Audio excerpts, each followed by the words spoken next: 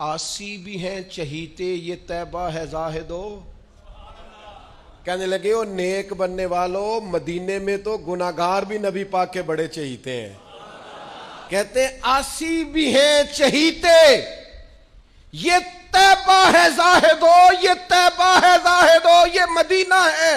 आला हजरत फरमाने लगे आसी भी हैं चहीते ये तैबा है जाहिदो, ये मदीना है, ये है अर्ज जन्नत, ये तैबा की जमीन है।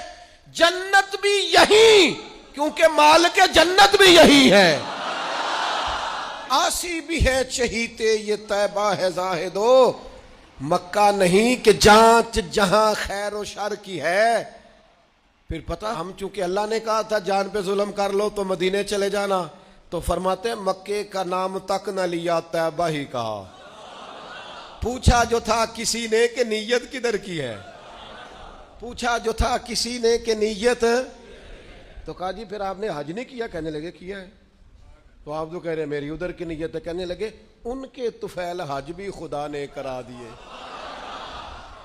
उनके तुफैल हज भी खुदा ने करा दिए, बाकी असले मुराद हाजिरी उस पाक दर की है।